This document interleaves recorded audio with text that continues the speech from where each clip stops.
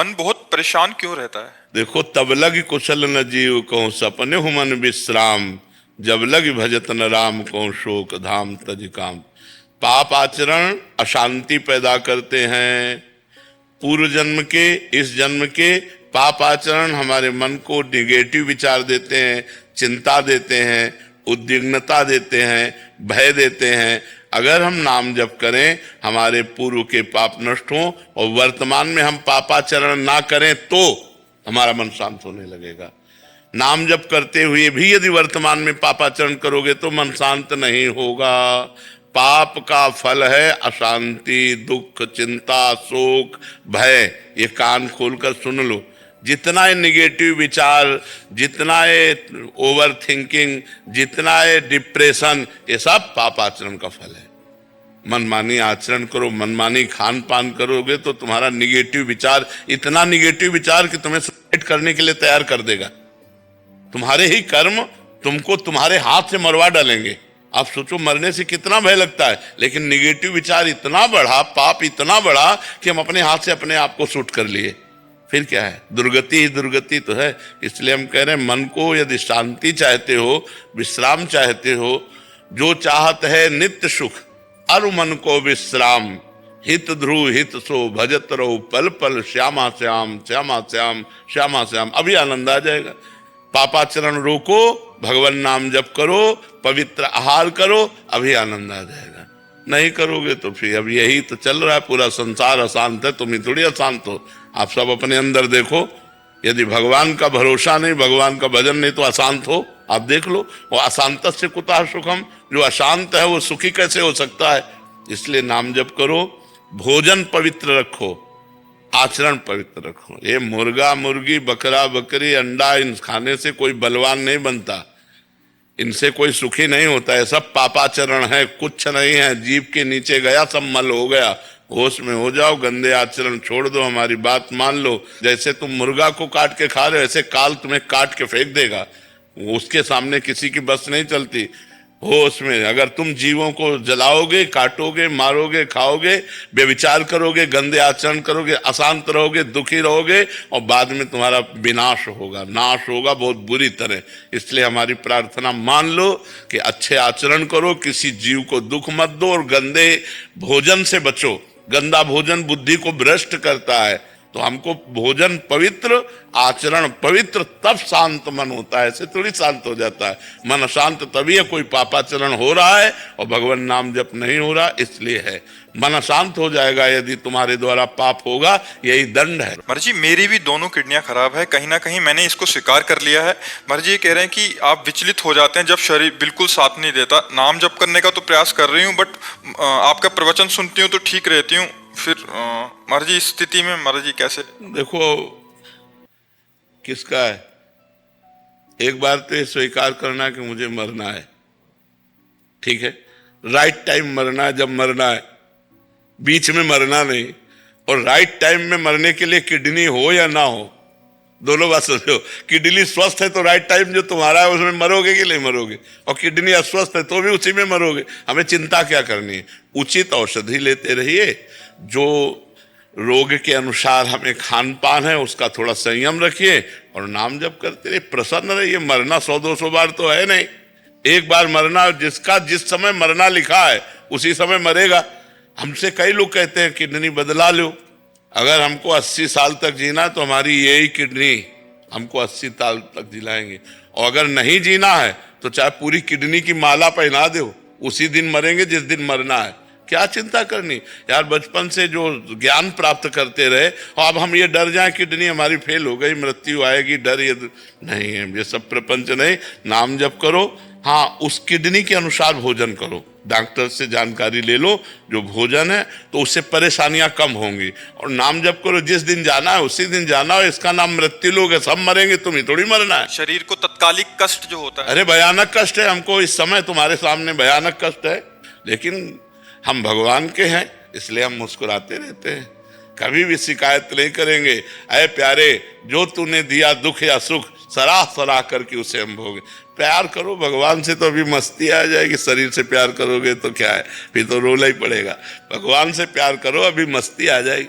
हम मस्त क्यों रहते हैं? क्योंकि प्रभु से जुड़े हैं। अगर अभी हमारा निगेटिव चिंतन हो जाए तो अभी हम डाउन हो जाए, अभी निगेटिव आ जाए तो अभी हम परेशान हो जाए। हम सोचते ही रहे राधा राधा राधा राधा राधा, मस्त रहते। वही हम तुम्हें सिखा रहे कि भगवान का नाम लो और उचित भोजन पवित्र आहार करो, जिससे आपको रोग अपना प्रभाव दिखा के प्रभावित न कर पावे, और औषधियां लेते रहो। जैसे डॉक्टर बताएं, जब डायलिसिस का नंबर आवे डायलिसिस हो, जब मृत्यु का नंबर आ जाएगा तो मृत्यु हो जाएगी। क्या चिंता करना है यार, एक बार मरना है, सबको मरना है। इसका नाम ही है मृत्यु लोक, यहाँ सब मरना ही है। अपने अपने समय पे सब मर जाएंगे, तो हमारा जब समय आएगा तो हम चले जाएंगे। बस राधा राधा जपो, अच्छे कर्म करो, दूसरों को सुख पहुंचाओ। महाराज जी, यदि हम अच्छे कर्म करते समय ये भाव रखें कि भगवान देख रहे हैं और इससे हमें अच्छा फल मिलेगा, तो अच्छे फल का लालच का क्या उस कर्म का आध्यात्मिक मूल्य कम कर देता है? नहीं, उत्साह बढ़ता है, इससे उत्साह बढ़ता है हमारा, और भगवान के सानिध्य का भाव आना ये अध्यात्म की बहुत अच्छी उन्नति के लिए वृत्ति है कि मैं जो कर्म कर रहा हूँ वो सर्वेश्वर भगवान देख रहे हैं और उसका फल अवश्य मिलता है। अवश्य में वो भोक्तव्यम कृतम कर्म शुभाशुभम। कृतम माने किया हुआ गंदा कर्म या अच्छा कर्म, शुभ अशुभ कर्म, दोनों का फल अवश्य मिलता है, क्योंकि ईश्वर देख रहा है। वो शास्त्र शीर्षा पुरुषा सहस्राक्षा शास्त्रपात, वो सहस्राक्षा वो हजारों नेत्रों वाला है, वो अनंत नेत्रों वाला है। जहाँ तुम हो वहाँ वो है, और जो तुम कर रहे हो वो देख रहा है। उसको किसी की साक्षी या गवाही की जरूरत नहीं है, और हम जो अच्छा कर्म कर रहे हैं उसका अच्छा फल मिलेगा, ऐसा भाव रखना उत्तम है। इसमें अध्यात्म में कोई हानि होने वाली नहीं। महाराज जी, जो ग्रस्त में है वो कह रहा है एक तो शरीर का रोग, दूसरा परिवार की चिंता, तीसरा है कि कहाँ से धन आएगा। तो इतनी सारी चिंताएं होती हैं महाराज जी। आप तो बाबा जी हैं ऐसे। तो तुम्हारे पास तो कोई है रोने वाला, हमारे पास तो कोई रोने वाला नहीं था। हमारे पास तो कोई 1 रुपया देने वाला नहीं था, हमें तो कोई पानी उठाकर देने वाला नहीं था। एक रोटी भी अगर पानी है तो हमें मांग के पानी है। हमारी कितनी समस्याएं थी, जब समस्याओं से लड़े तो आज समस्याओं का निदान हो गया। पूरे जीवन में 8-8 दिन 10-10 दिन भोजन नहीं, किडनी आज से थोड़ी खराब है। कितनी समस्या, 1800 की दवा लिखी गई तो 5 पैसा नहीं हमारे पास, 1800 की बात क्या। और आज मालिक की नजर हो गई तो आप देख लो, सैकड़ों दुलार करने वाले लोग हैं। अपने आप मालिक व्यवस्था, तो मालिक की शरण में हो जाओ, व्यवस्था कर देगा।